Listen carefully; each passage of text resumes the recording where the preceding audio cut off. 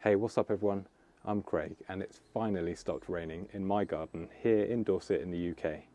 And last week I shared with you 4 design tips on how to use evergreen plants in your garden. And I thought, while the rain's at bay, why don't I show you what evergreen plants I'm using in my tropical style garden to keep it looking lush and jungly for 12 months of the year. Now remember, this is my own garden, which is tiny, and I have managed to squeeze in loads of evergreen plants. So if I can do it, you can too.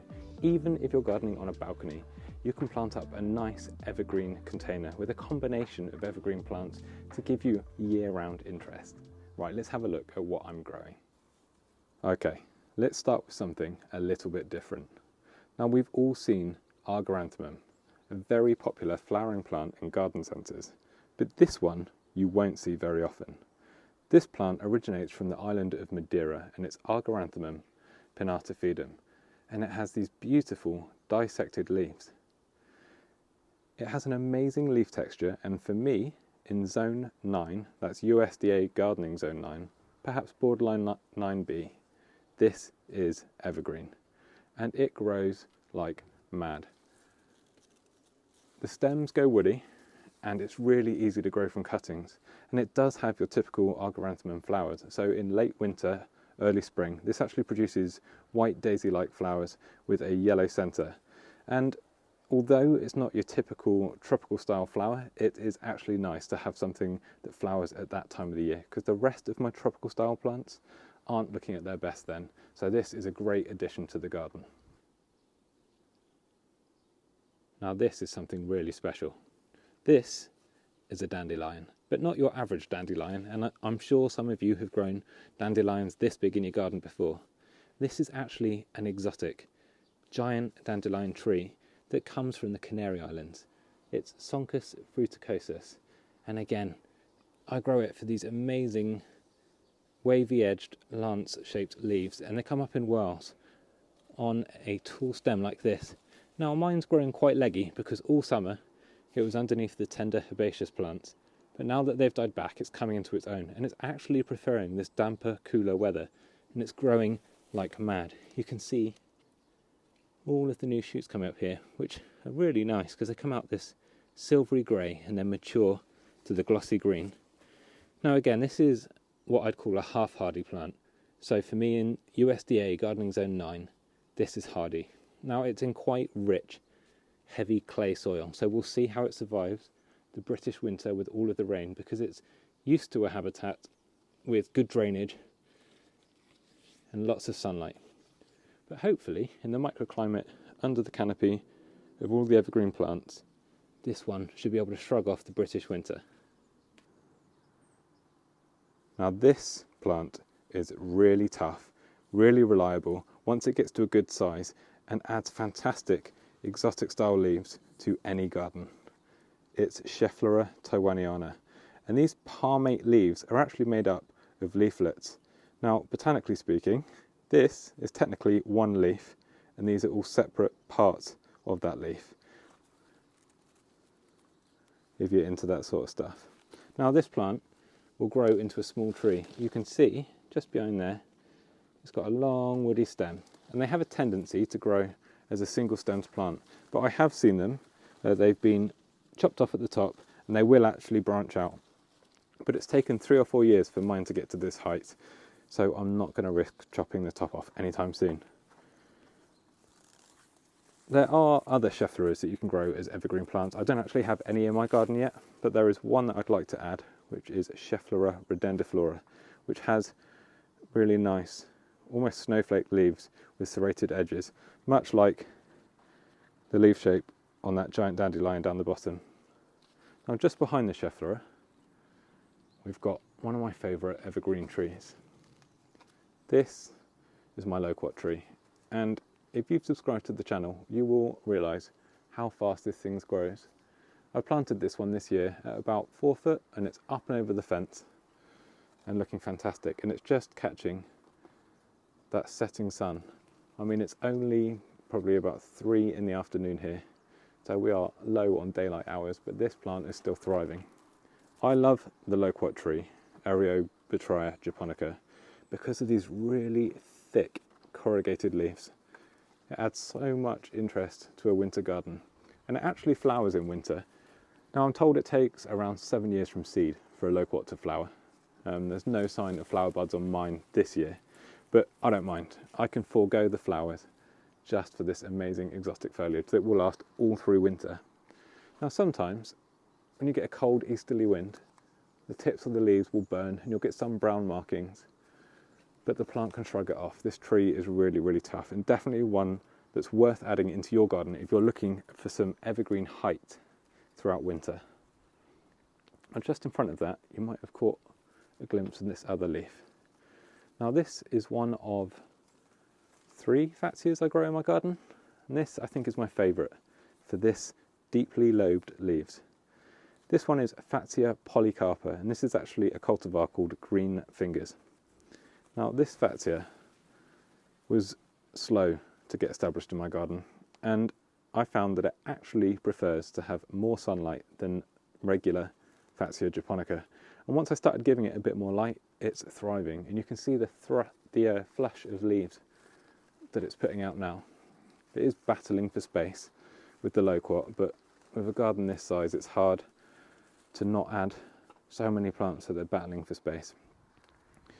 This one is really, really hardy, so even if your gardens get colder than -5, this is going to survive that really easily. And because it's in the Aureomaculatum family, it flowers in autumn and winter, so it's giving pollen to late flying pollinating insects, and all of those pollinated flowers will turn into berries which will feed the birds.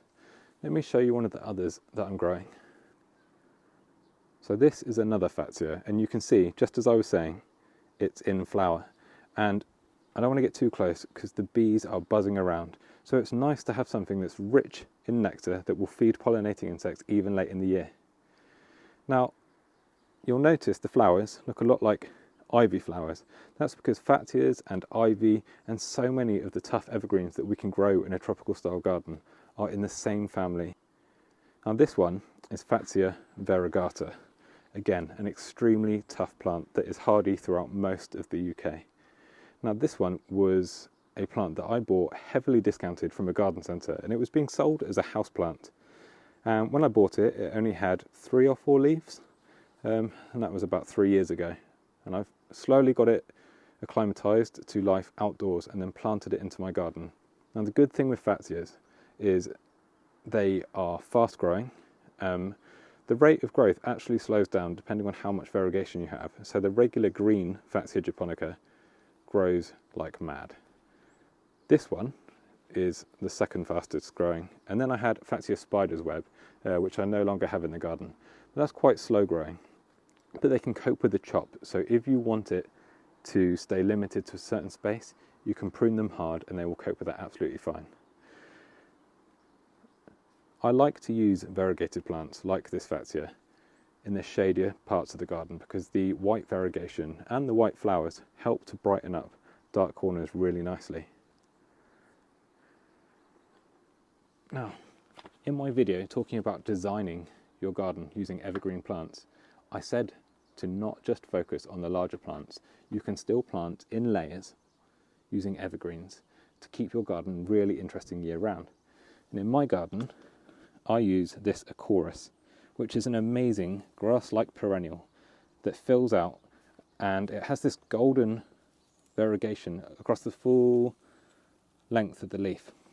And for me, I'm using it as an edging plant along this narrow bed.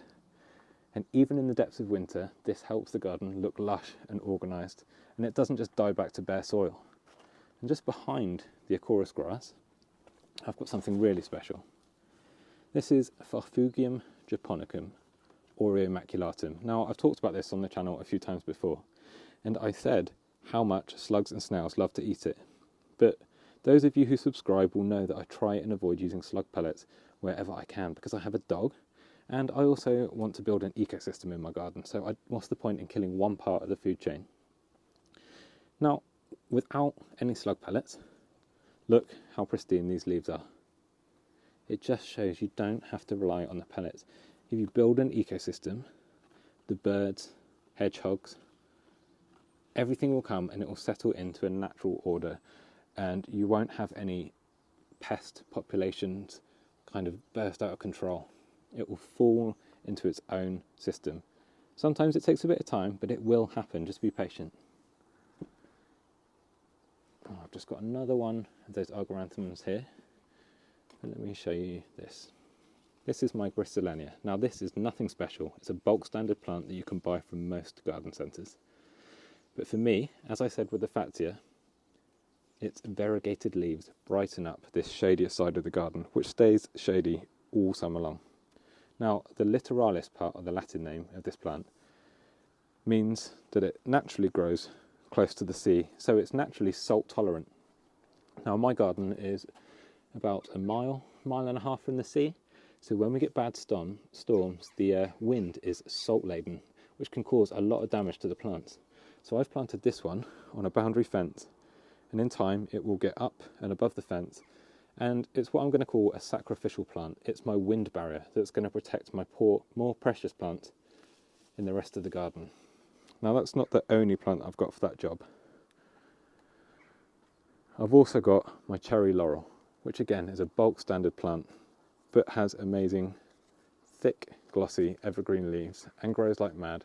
So it makes for a really good hedging plant or backdrop plant that you can use as a wind barrier to protect the more expensive and half hardy plants in your tropical style garden. Now right in the centre of my garden is this, one of my favourite Euphorbias. It's Euphorbia cross pasteurii, which is a hybrid that occurred in Oxford Botanic Garden, where Euphorbia stygiana and Euphorbia mellifera were planted close enough that they could naturally cross-pollinate. And this is a cultivar of that hybrid called John Phillips.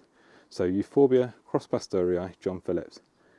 Now, being a hybrid, it is a seriously vigorous plant and it grows rapidly. Now, I put it in this middle spot because those of you who subscribe will know that I have a canopy tree just above this that gives my garden height all summer long. But in winter, it drops its leaves. So I wanted something evergreen planted underneath it to keep the middle of the garden looking interesting year round. Now this was in a 1 or 2 litre pot in spring, so you can see how fast they grow. And even now, it's pushing out new leaves. Now the common name for Euphorbia mellifera is the honey spurge, because in spring it produces great big orbs of bracts and tiny coppery flowers that have a really sweet honey scent. So I'm hoping that as I walk down the garden path in spring, the garden will smell really sweet early in the year. Now there is one more evergreen plant tucked at the back behind some of the beaten up tender plants that still need to move into the greenhouse, and that's this Pseudopanax. So in the same family as ivies, Fatsias and Schefflera. This plant originates from New Zealand, and they are hardy for me in zone 9, and you can get all different leaf forms. Now this one is Pseudopanax laetus, and it's grown rapidly. I'm just seeing some deficiencies in the leaf there, so I might need to do some soil amendments around the root zone. But this is a lovely plant. It's something unusual. Not many people have it, and you very rarely see it for sale, and I'm hoping that mine becomes established enough that I can get some flowers and berries and have a go at growing some from seed that I can share with all of you. Now I'll admit the garden is looking far from its best, but look how much is still in leaf. Just by using evergreens, it's keeping year-round height and year-round interest. And that mess right in the middle is my sugarcane, which is a tender plant, but I'm leaving it out as an experiment. 1, because I want to see how it survives in a British winter, and 2, because my tiny greenhouse has no space left in it at all.